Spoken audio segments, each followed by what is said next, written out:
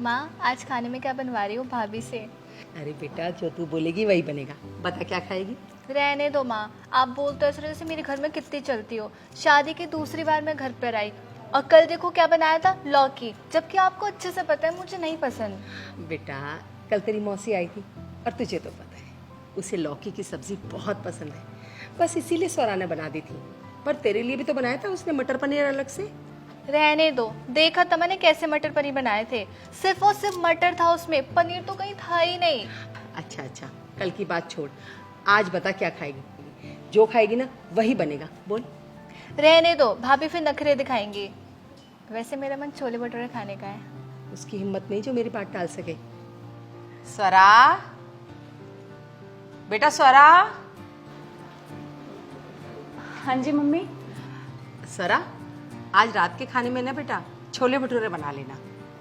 छोले भटूरे? लेकिन मम्मी मैंने खाने की सारी तैयारियां कर ली हैं, अब एकदम मैं छोले भटूरे कैसे बनाऊं?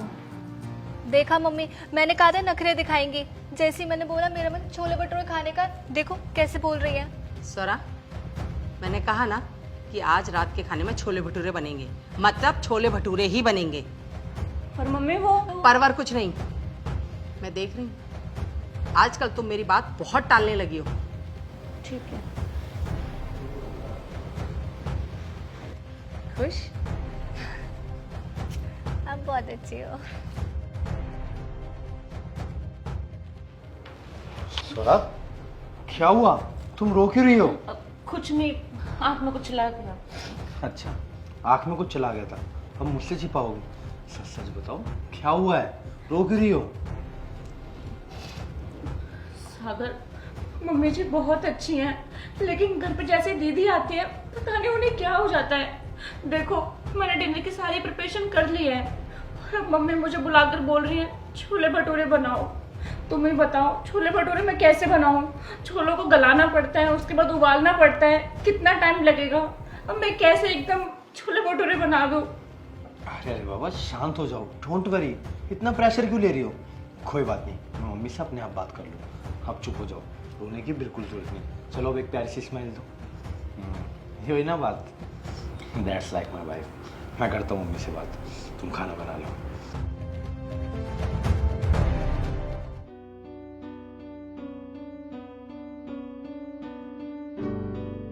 अरे क्या बातें चल रही है माँ बेटियों में? कुछ नहीं भैया, बस ससुराल वालों की बातें कर रहे थे।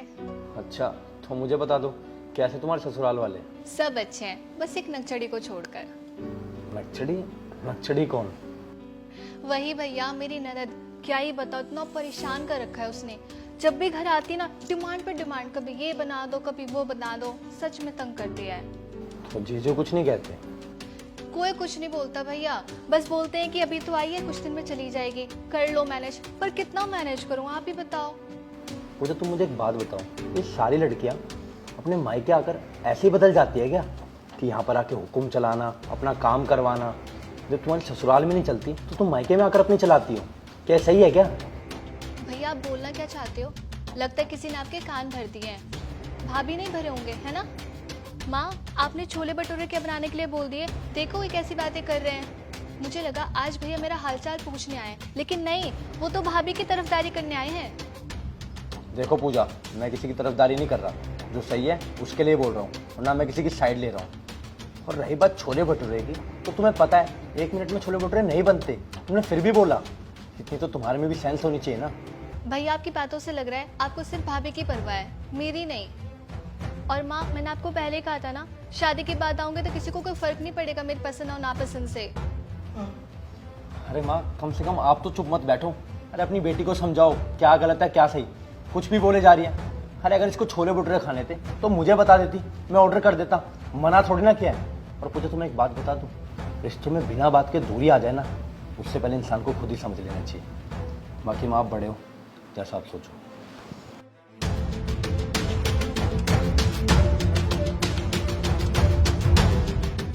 हाँ पूजा, सागर ठीक ही कह रहा है बेटा। अरे मैं तो इतनी बड़ी हूँ, पर मेरी बुद्धि भी ऐसी भ्रष्ट हुई कि मैं तेरी बातों में आकर सौरा से कितना उल्टा सीधा बोल गई। तुझे पता है, तेरी शादी के बाद सौरा ने कितना ध्यान रखा है मेरा, एक दिन भी मुझे बेटी की कमी महसूस होने नहीं दी। मेरी हर बात मानती है, बहुत ख्याल रखती है। तू कह रही थी ना कि तेरी नंद बहुत नकचड़ी है, तुझे परेशान करती है। तुझे नहीं लगता बेटा तू भी अपनी भाभी के साथ वैसा ही करती है जैसा कि तेरी ननंद तेरे साथ करती है?